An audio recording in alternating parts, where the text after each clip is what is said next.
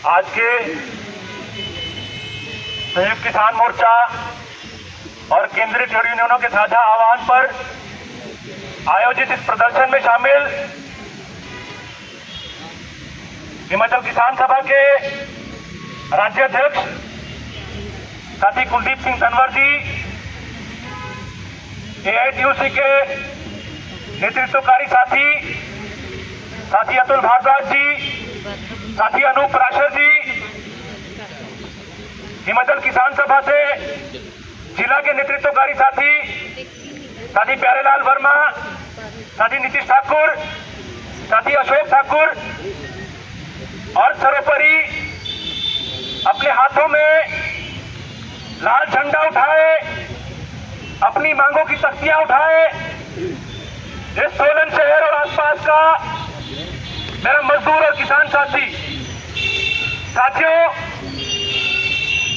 अनूप ने अपनी बात शुरू करते हुए ये बात कही कि 29 तारीख को इस देश के अंदर मजदूरों किसानों का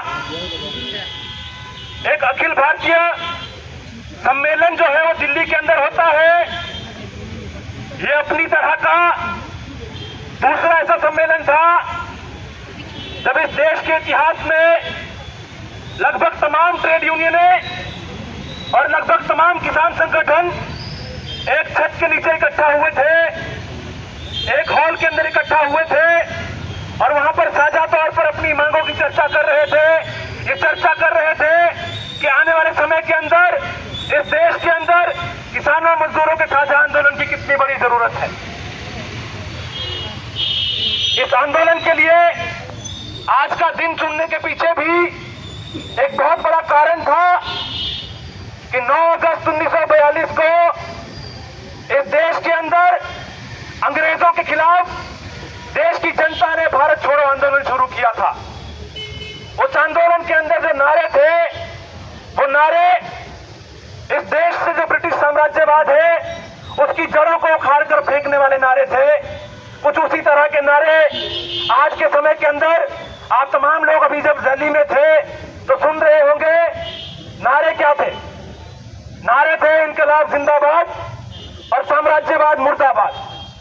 इनकलाब जिंदाबाद यानी ये जो वर्तमान व्यवस्था है इसको बदलने का जो विचार है, क्रांति का जो विचार है, जो विचार ये बात करता है कि देश के अंदर जो सत्ता है वो चंद अमीरजादों के हाथ में नहीं रहनी चाहिए, वो इस देश के मेहनत कश आवाम के हाथ में आनी चाहिए।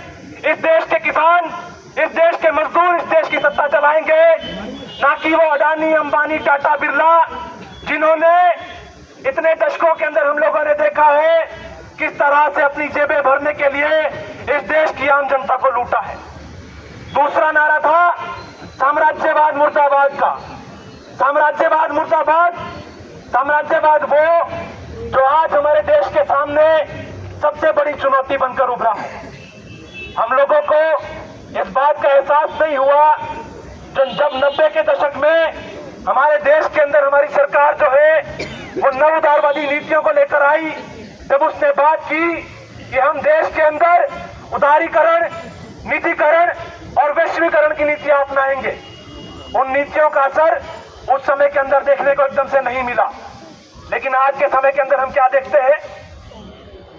अगर हम पिछली पीढ़ी को देखें तो अधिकतर लोगों को एक अच्छी खासी किसानी करते हुए पाएंगे। अधिकतर लोगों को सरकारी क्षेत्र के अंदर एक पक्की नौकरी के अंदर पाएंगे।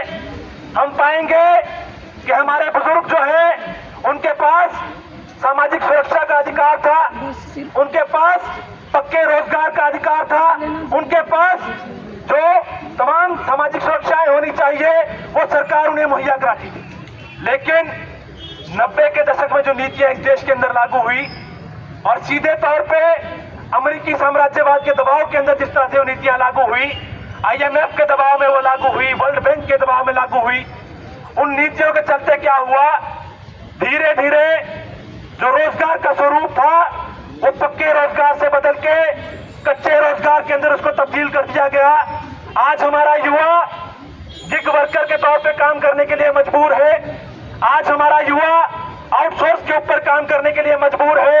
आज हमारा युवा स्कीम वर्कर के तौर पे सरकार की दया दृष्टि के ऊपर जो है निर्भर है। आज हमारा युवा प्राइवेट कंपनियों के अंदर 10-10, 12-12 हजार रुपए के ऊपर नौकरी करने के लिए मजबूर है। क्यों? क्योंकि उन नीतियों के चलते स्टेप बाय स्टेप धीरे धीरे करके सरकारी क्षेत्र को खत्म किया गया। सरकारी क्षेत्र को खत्म करने के साथ साथ जो निजी क्षेत्र है उसको बढ़ावा दिया गया, उसको आगे बढ़ाने का काम किया।